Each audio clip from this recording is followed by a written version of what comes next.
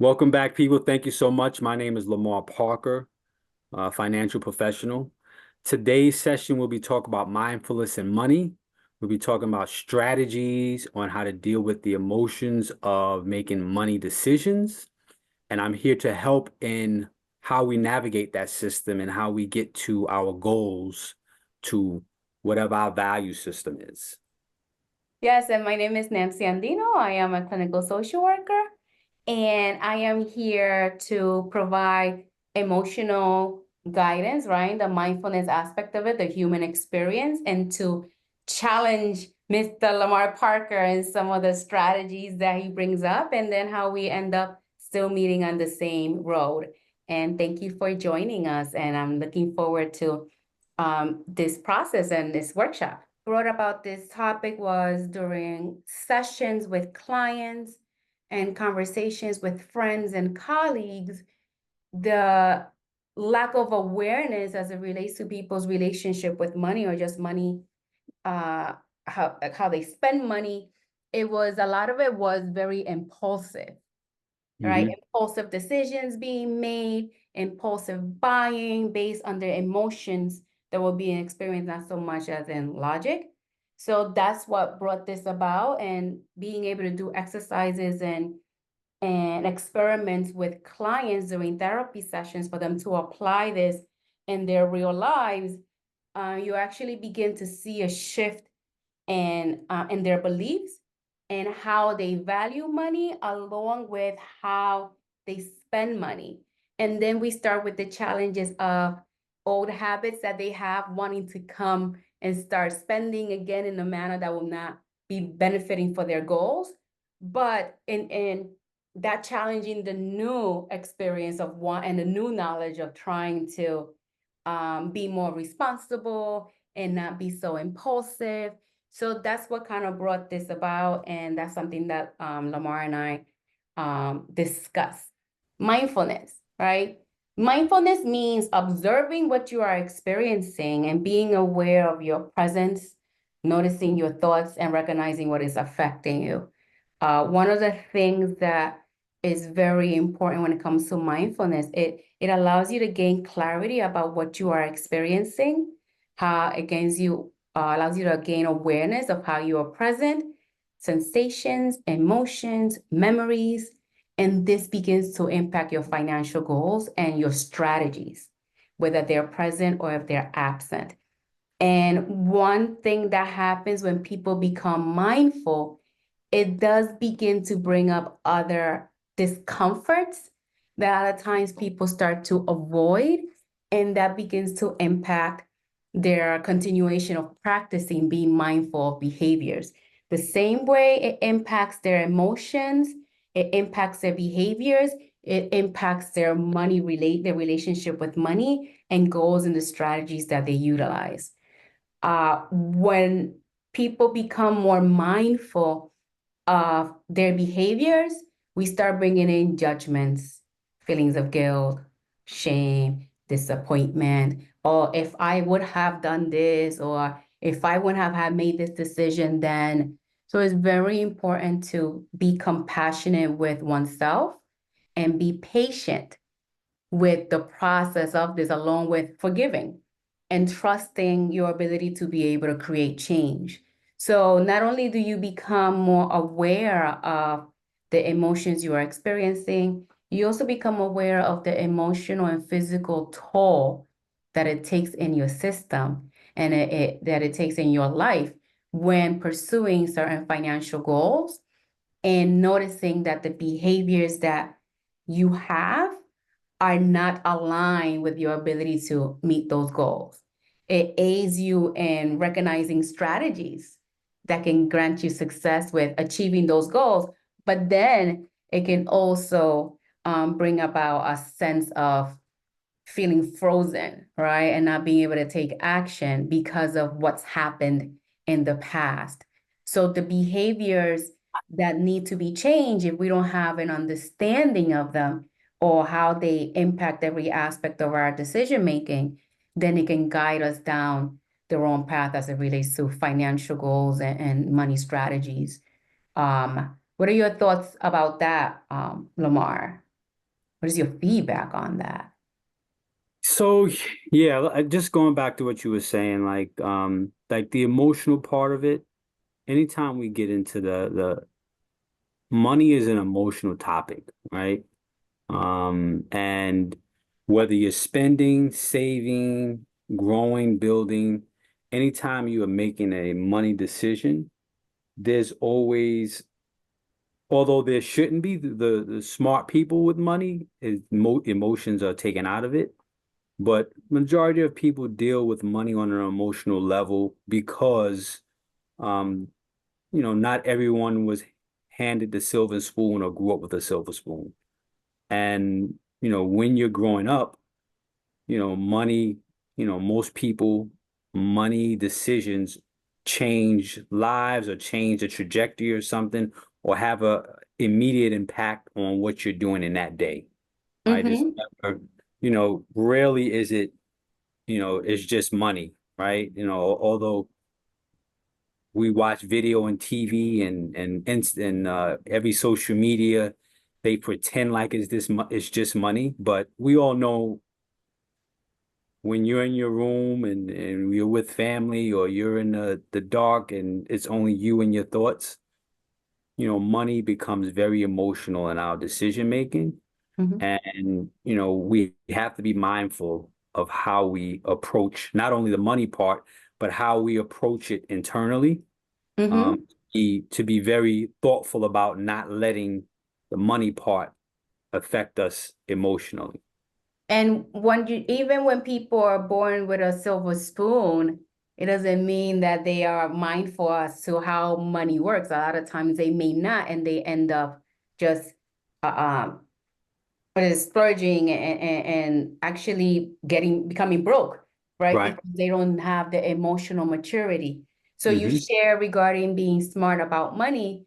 And for me, that translated in my head of having emotional maturity as it Mm-hmm. relates to money and just finances in general and how we go about making decisions. And the emotional maturity and emotional flexibility needed requires mindfulness in order to have success with that. And Right. I don't think that conversation is taking place often enough where or a place that allows people to learn how to process that, learn how to experience the discomfort that comes with it, learn how to cope with that discomfort in order to be able to make better decisions as it relates to their financial goals and their financial strategies. Right. Right. And ideally, there shouldn't be any discomfort, right? It should Yeah. be it should be what's the goal? What's the ideal decision to get towards the goal? And that's really shouldn't be an emotional, but we know that, you know, there's to me, money is a three-dimensional objective. Mm-hmm. You have the emotional part of it, you have the physical part of it, and then you have a which it's an internal separate from the emotions. There's a mental part of it that people overlook, right? Because yeah, emotionally, money may make you feel happy or it may make you feel sad. Physically, you may be able to buy something new, right? And put it on and show it off to people. But there's a mental aspect of it that ties into both the emotional and the physical that we often negate or, ignore. So it's just important that we check in with all three and be able to have barriers between each one and Yeah. be able to make decisions based on not my emotional decision, not what other people think physically about what I'm doing, but really thoughtfully, what's the best decision for me now at this point in life as of where I am. Yeah, yeah. Right, which kind of brings us into money goals, right? And the Mhm. decision making that takes place. Are we making those decisions based on set goals, or are we making those decisions based on emotion and Mhm. what and beliefs as to, well, I feel and I believe this versus, well, I actually know and what are the facts? So what do you define as this? Like, when we talk about money goals, what comes up for you? So I was I have my son has an account, and we were doing something yesterday which reminded me of this. When we talk about money goals, right? Even when I talk to him about it, I go through my three-dimensional thought process, right? What's your goal? Right? Even if he wants to buy a video game, all right, what's your goal? I want to buy a video game. All right, so then I ask him why. What is it? What are you going to get out of it? Right? Is it a feeling you're going to get out of it? Or you just want to enjoy the video game, just physically, playing it, whatever have you, right? And then I always ask him, you have a goal for a video game, but you also have a financial goal of how much money you want to save. Is this going to help your goal, right? Is this going to get you to where you want to be? Um, because we talk about budget planning with him, right? Am I spending because I need something, or am I spending because I want something, right? And then whatever is a need or a want, does it fit into your overall goal of, all right, you have a goal of $100 that you want to save at the end of the year? Is that need or want going to affect your ultimate goal? Mm-hmm. Right. And that's how, when I deal with my clients, whatever it is, financial planning, home purchasing, right? You have your need, you have your want, but there's always an ultimate goal that we need to be aware of. We have our day-to-day stuff, but we can't get unfocused on where we want to go long term. So what I'm hearing when you say that is you're teaching him how to not fear talking about money, Right. right? To not experience anxieties when come talking about money because we are already creating this a maturity level for him and understanding of what money is and what money goals can look like and how to differentiate, make those decisions from there. But then you're also changing the personal and familial aspect and expectations of it. So you are Hmm. providing him with a belief system that he can create on his own, but you're also molding and providing him some good education on which can allow him to be successful with achieving his goals, depending on which way he chooses to go. Yeah. Yes. Right? And a lot of the money goals are impacted by our family lineage, are Hmm. impacted by our societal norms, right? Are impacted by the government. And Hmm. all Hmm. of these will directly impact the whole person where if they're not very clear on what they are experiencing as a whole person, because I'm always going to bring it back to, our wellness and our mental health. If they're not clear how it's impacting, if they're not able to make a decision based on first me and what I'm noticing and the self-care and everything that comes with that. And then, okay, this is my understanding of money. This is my understanding of how to set this goal that can allow me to be successful with Right. this, right? Because it also impacts your ability to create these goals, whether it is with what you learned through your family lineage or what you have learned with your own personal curiosities Hmm. and Hmm. learning, right? So then, And uh-huh.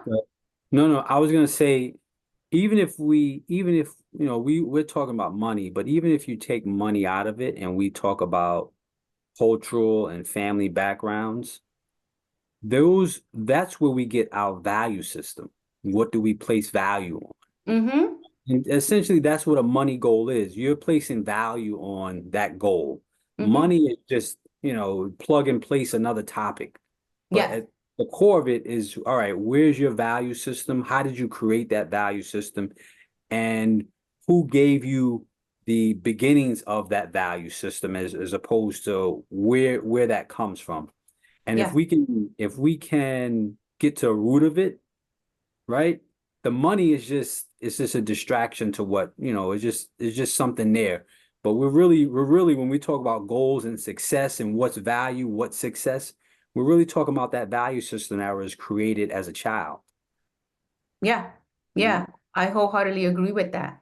And it also defines a person's ability to be financially successful, Mhm. Mhm. right? Mhm. But which gives us into the success and goals, right? The definition of success varies based on your cultural, familial, and societal norms. Right. And then if the person decides to step out of that, and that's when we start getting the outliers because they've chosen to look at things a little bit different, or they've had the ability to look at things a little bit different, which can give them success. But the reality comes is, what does success look and feel like for the Mhm. individual, and is it realistic? Because I've Mhm. been told, people like, well, I know I am successful when I have a multi-million-dollar company, and I have the nice car, and I have the big house and all that stuff. But for me, I am successful when I am doing something, thank goodness that what I do, I also enjoy, allows Right. me to live comfortably, still be able to do things that are realistic for my life and how I want my life to be without Right. breaking my back. Right. Right. So for me, success looks and feels like comfort, Okay. um, mental just relief, feeling comfortable with Okay. myself, right? Okay. Being able to trust myself and my decision making, being able to enjoy life, being able to not become overwhelmed physically and emotionally because of money, or because of not having enough money, because it's Right. what's considered to be enough. Right? Okay. People, I'll have clients ask, well, what does success look like? When I have $1 million in my bank, okay, what do you feel that's going to, what do you think or imagine is going to happen to your life when you have that?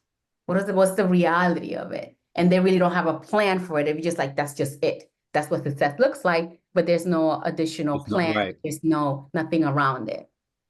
I mean, usually there is no plan. There's just a system without plan, Hmm.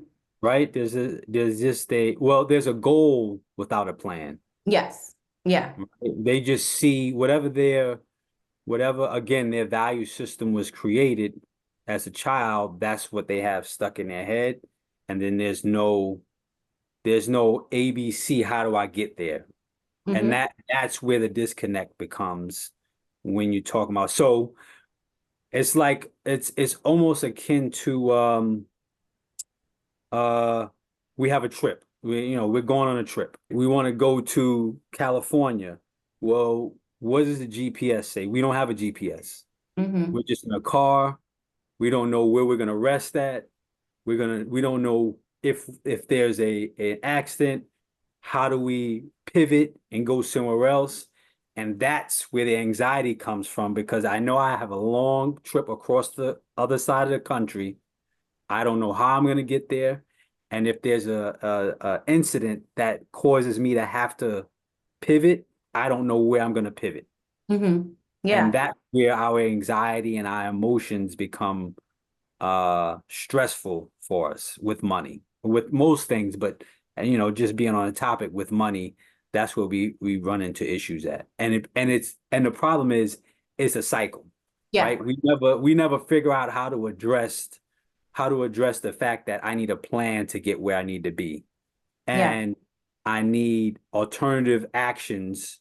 Even though I have a plan, as we discussed in our last session, I need to be flexible in that plan to still make sure that I achieve the ultimate goal of whatever that value goal is. I need to be flexible within my plan to make sure that I'm staying focused on the plan and the Yeah. value. And one of the things we have discussed is the generational aspect of it, and how that shows up in somebody's ability to achieve these goals, right? Does it look like staying financially poor to receive benefits to keep up and maintain? Right. And I think that was something that you and I were going back and forth with, because people may view success as the glitz and glam, like we had discussed earlier, or like the comfort and just being, which I shared, but it's also, it can literally be, I just need to survive. And in order for me to survive, like my family has been surviving through the year, is I need to be able to keep my money up to Hmm. this level, Because if I'm able to keep my money at this level, at least in like major cities, but let's talk about New York City, if I Right. am making less than this amount, it allows me to have access to healthcare. It allows me to have access to public housing, affordable housing. It allows me to have access to SNAP, right? To be able to eat because it's so expensive, right? Mm-hmm. It allows me to just maintain that. And that is Right. just enough for me, right? But then we have other people that is like, okay, they're working, overworking to not have to qualify for those programs that are set up for lower income. But then it's a lot of this taking place because Right. there's a lot of anxiety and depression that will show up with that, along with every other hardship. Then you Mm-hmm. have the people like, having a job that pays you enough to live and feel comfortable. That can also be goal setting. Having a Right. job that provides you with all the luxuries and things you desire while living comfortably. Mm-hmm. You understand that that does not equate to joy and mental and emotional comfort. Right. And then like having a job that allows all the luxuries and things you desire, along with living comfortably and not straining your central nervous system. Yes. And Yes. what does that look like? And what is that being influenced by? Mm-hmm. Mm-hmm. So it's like the strategies and goals that are being passed down to us through the generations are directly impacted by what they experienced. Right. And a lot of times when we think about, the generational Section 8, the generational, families that live in the Yeah. projects Yeah. Yeah. for Yeah. 40, 50, 60 years, and it's like frowned upon without really understanding what there is a Mhm. aspect, there's a reasoning behind that they've learned how to survive for that. And we may be expecting them to look this way versus, well, that's what it looks here. And Right. how do we digest that Yeah. without Absolutely. judgment and with more compassion? Yeah. Yeah. Absolutely. Yeah. And I was just thinking when you said strategy, and I was like, is that really a strategy? But I mean, it is for some people. It is a strategy. It is. However limited it is, there is a strategy to, have a child and get on Section 8. Go down to the office. Like people have planned strategies of how to do that stuff. There is a strategy of, I want to have this amount of money to buy these shoes and this car and still live, in my parents' basement. However limited it is, it's still a strategy. And as professionals, often I'm sure on your end, definitely on me on my end, I have to kind of restructure that strategy and kind of have to help them realize that, okay, not necessarily put that strategy down, but just kind of give options to see other strategies that may be more beneficial to them long term rather than the short term emotional satisfaction. So that even when we say a limited strategy, Hmm. we are judging, Yes. right? We're judging, and we're seeing it from a space of this is what it's supposed to look like, Hmm. right? So since this is what it's supposed to look like, you're limiting. That is a very not enough thought process because we live in a capitalist society where Right. nothing is ever enough, Right. right? Where it can be, this is the strategy that I've been having. Well, on my end, it's like, is it working for you? Right? Is it working for you? It's working for me fine. Like, okay, so how come your anxiety levels are here? Or how come we're experiencing this depression? Do we need to expand on this goal and strategy? Or, where does that stem from? Or what traumas have you experienced in the past, right? I'd like to get in, as a therapist, we get into the nitty gritty of it. And then it's Right. like, well, this is why we're here. Okay, is it working for you? Yes, or it really isn't. Okay, are you willing and open to just explore and get curious and expand a little bit?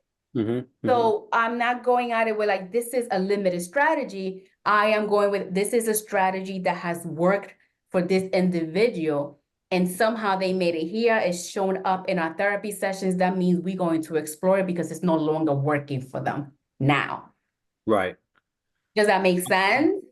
No, that for what you're looking to do totally makes sense. Yeah. On my end, numbers are black and white, Yes.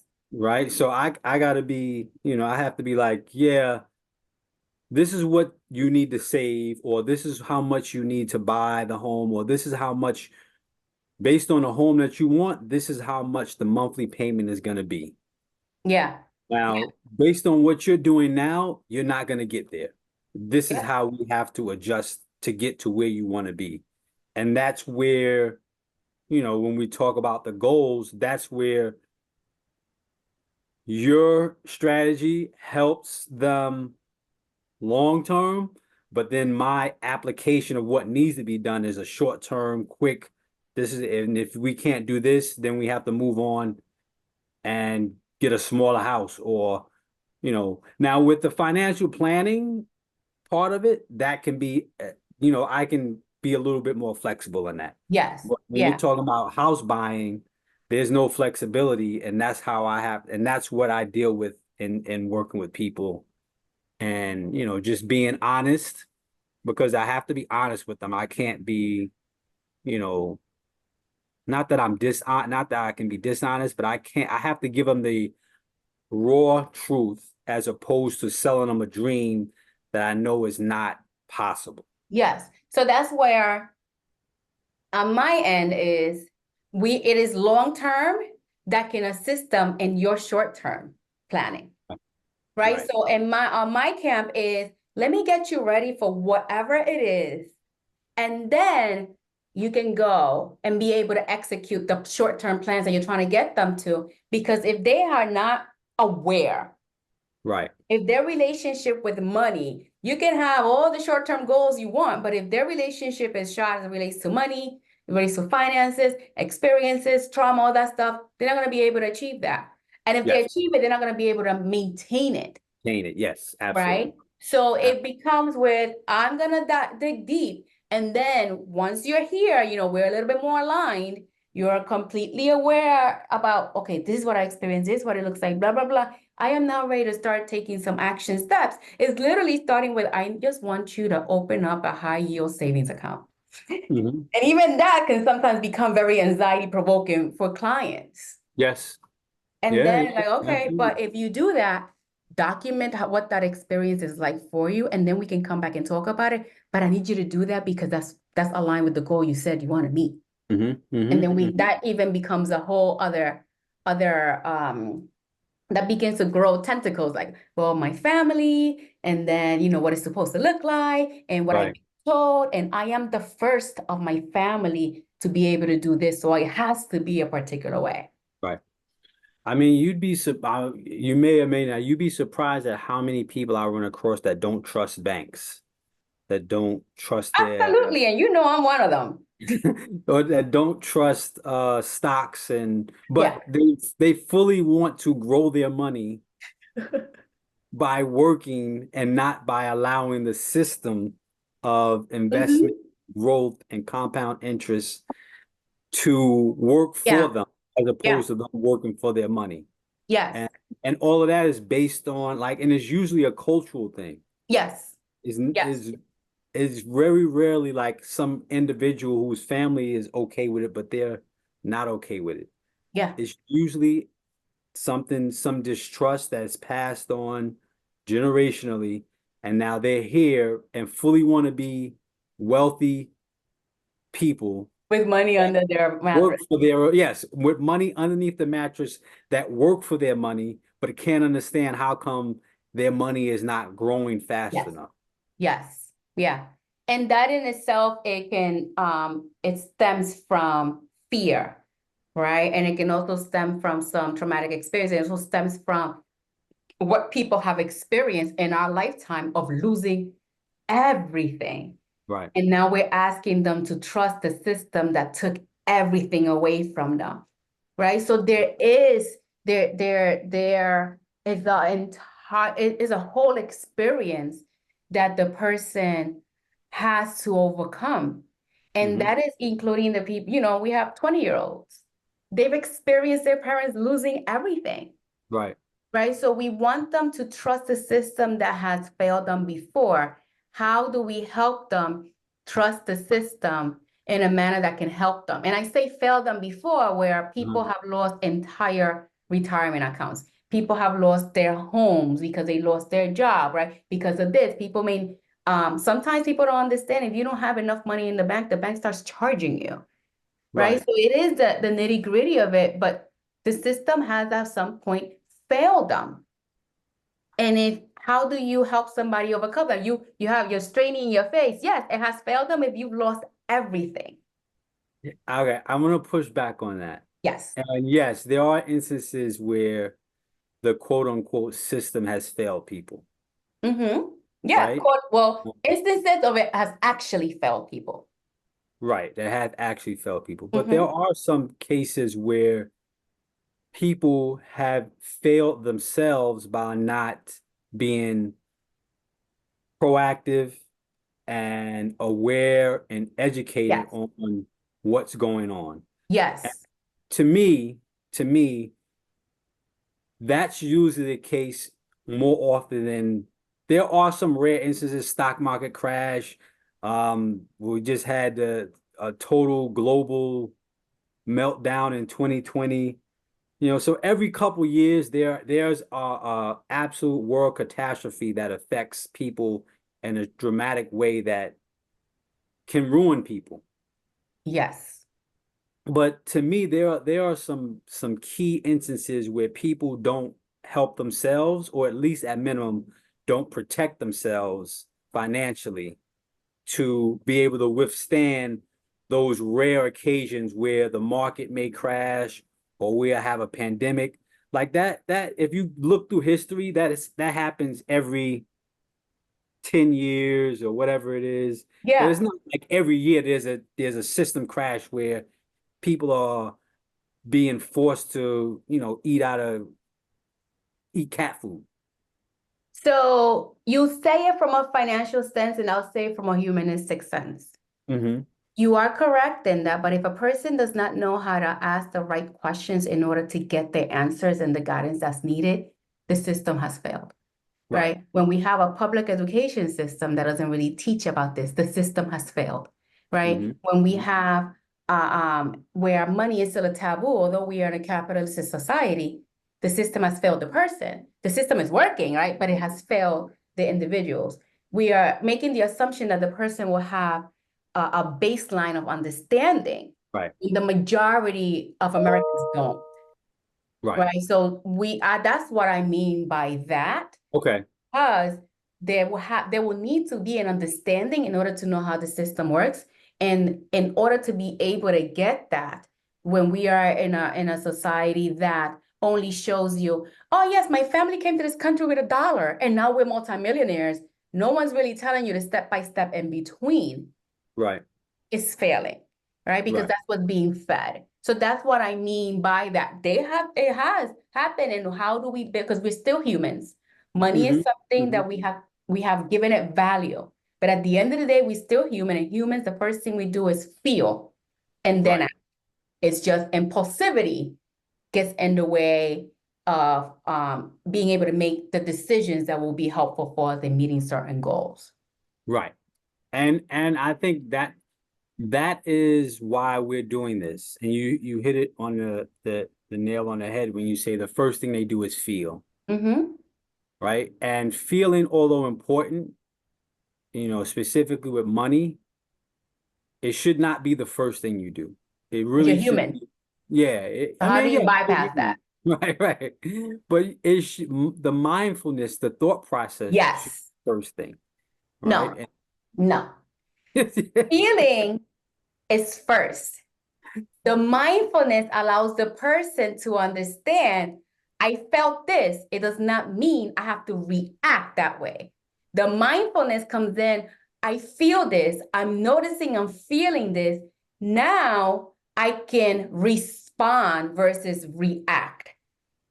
It doesn't go, I'm going to think first and feel first, because we're human. That doesn't work that way. I feel first. And then when we bring it in mindfulness, since uh-huh. I felt that because of blah, blah, blah, blah, blah. Now I get to create something. Now I get to make a decision. So there has to be a pause with that. And the pause comes in, I'm noticing what I felt. And now I get to make a decision, and hopefully it is a informed decision Uh-huh. because I've taken the pause to be more curious and to ask more questions. So this is where we split because here's why. This goes back to my thought on we have a goal, we have a GPS to get us to that goal, right? Hmm? If we now you're right in that most people are in the midst, they're in the midst of the middle of the GPS without a direction of where they're going. They've already left home on their way to California. They didn't know where they were going, how to get there. Now they're in Texas somewhere and don't know where they're at and where they're going. What I'm saying is, yes, if we're in a state where we have to feel first and then react, or absolutely we have to be mindful. It's At the, science. yes, at the moment that we are mindful that, oh, this is not correct. At the moment that we're in the middle of Texas in some far out place and we don't know which way is which way, it is at that point we need to recalibrate our brains. We need to now go, all right, moving forward, I know that this is going to cause some anxiety. So I need to have a plan going forward.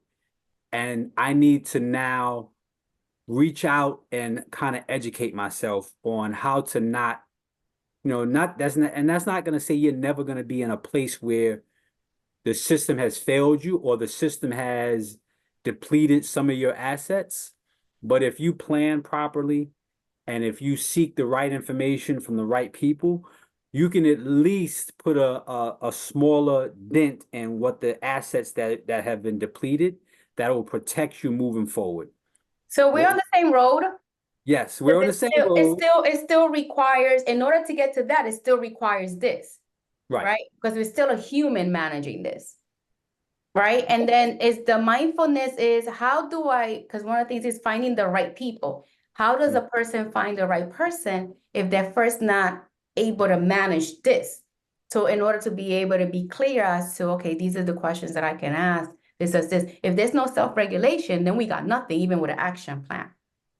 Yes, yes, you have to be self-regulated. Yes, you're right at that. You Yeah. even when because even if you give some, I've given people an exact plan, but their emotional immaturity hasn't allowed them to Yes. follow through on that plan, which Yes. you used earlier, you talked about emotional immaturity. So you're Yes. absolutely right in that. So Like there this has is to all, we are aligned. It's steps that I am a few steps prior to them actually getting to that because Mhm. we're human and this is just what it is, Right. right? And in order to develop, and then we go into like, in order to develop effective money strategies, you need consistency, Hmm. you need Hmm. discipline, understanding, and then be able to take the action. You are in that understanding and action. Right. Right? And in order for them to be able to do that, they need to have some consistency and discipline. And Yes, absolutely that correct. requires a level of emotional maturity, emotional flexibility, emotional stamina, mental stamina, all of that in order to be able to get to that. These are all the steps. And then I want you to be able to document as you're listening to us discuss what is the experience that you're having, right? What can these look and feel like as it relates to mindfulness and your money strategies? How can they get impacted by the career choices, passion Hmm. versus money, Right. right? Because we're constantly in a place like, go after your passion and your hobbies, but the bills still got to get paid. Right. So how do we create a balance between this is what I am passionate about, but my passion is not paying the bills? So this is the Hmm. job I have, and it's my job having my brain oozing out of my ears. Like, what do I Absolutely. do in that moment? Right? How does that impact the strategies that I need in order to achieve whatever financial goals? Right. And then it comes into my emotions, my beliefs, avoidance. Avoidance is very big. Hmm. Avoiding that, looking at that bank account figure, that number that is very black and white, Yeah. right? Or Because the it's going bills to that pile up. what I'm sorry. The pile of bills that's sitting on your table that are over. Yes, right? That directly impacts your beliefs, Mm-hmm. right? It directly impacts your expectations. And we're definitely avoiding being vulnerable, Mm-hmm. right? Mm-hmm. Because vulnerability is the not knowing. Like, I'm not sure how this is going to go. When we Right. don't have the maturity, we don't have the flexibility, then it's just it's our the expectations, beliefs, and ability to have these strategies and goals completely gets derailed. Mm-hmm. Mm-hmm. Absolutely. Yeah. I agree. I agree. Um, Identification of emotions, beliefs, and expectations. Are we here to survive, to pay bills and work and have or have financial abundance, or creating generational wealth, where we discussed that during our last Mm-hmm. presentation, right? So with this is the exercise that I asked is notice what image comes up for you. Notice the feelings that come up.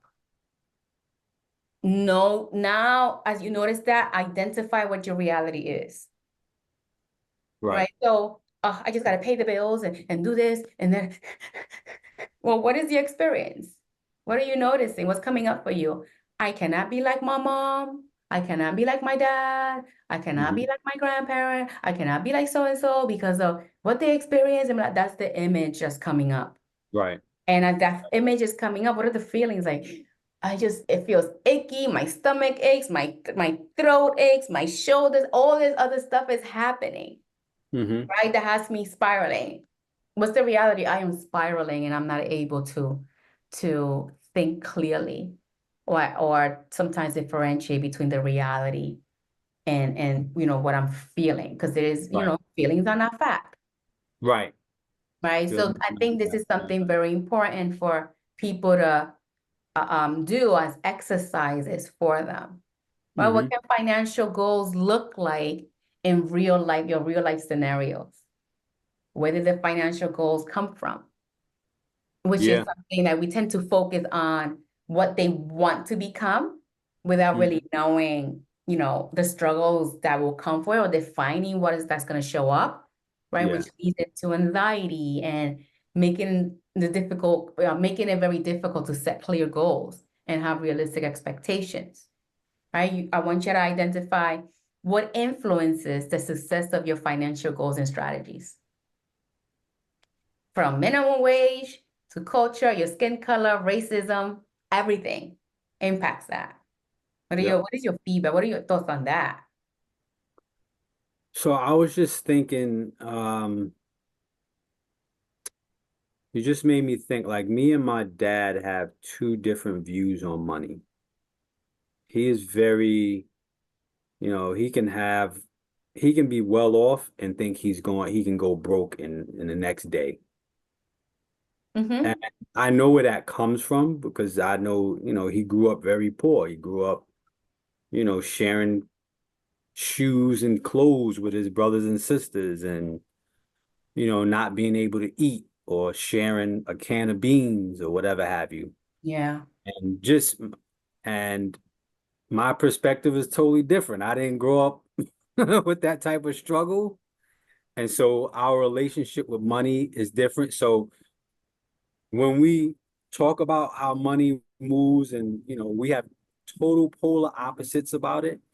And I find myself getting frustrated with him, but at the same time, knowing where he comes from, I always have to remind myself to give him grace because I know it's not anything that he can control. That's what he saw. That's his brain. That's the way his brain processes money. And I have to be mindful of that and not be in conflict with what he's doing and be like, all right, you know, that's fine. Maybe we should think about doing this. Yeah. Yeah, absolutely. And this, which leads us into the next steps. All right. And the next steps is I want you to be able to some of the exercises and the questions, you write them down and you follow up on them and revisit them every couple of months to see where you're feeling, what have you done to try to create some action, right? Has it changed? Have you learned anything new? Um, and these next steps is you document what you become mindful of in relation to your relationship with money, financial strategies, and the emotions connected to it, right? Notice your beliefs and emotions about money, then document your financial goals and strategies based on the reality of your situation, not based on your emotions. Mhm. Identify realistic action steps to take. Set a start date based on realistic goals and strategy, not on feelings, sensations, and the what ifs. Right. Do you feel like those next steps can help somebody be able to get to you into the action? I do. And I wonder, and I just had a thought of to add to this next step part, which is important, identify what you value. Uh-huh. Min Money minus, what do you value? Because that'll help in getting you back to the place where you're not so much emotionally tied to it, but you have a clear understanding of where you come from and how'd you get here. You Yeah. know, and I like I said with my dad, I have to remind myself we have two different spectrums of money, but we have the same values, and we want to be able to take care of family. We want to be able to be a support and a providing system, and we want to help the next generation grow. Yeah. That has nothing to do with money, No. right? That's where our value system is. That's what we hold as important, common personal values. Yes. And if we can kind of figure that out, that'll help us get to all the other stuff with money, financial strategies, emotions connected. Because once we find our value, we'll go, well, why do I value that? Where did that come from? Yes. And that's what we want. Yes. We Yeah. want that question. Mm-hmm. Like, Mm-hmm. where does that come from? What created that? Right? Why are we doing this? And how come I'm still doing that now when the world has changed so much? Exactly. Yeah. Yeah. Well, following up on the next steps, thank you so much for joining us, and we'll see you at the next one.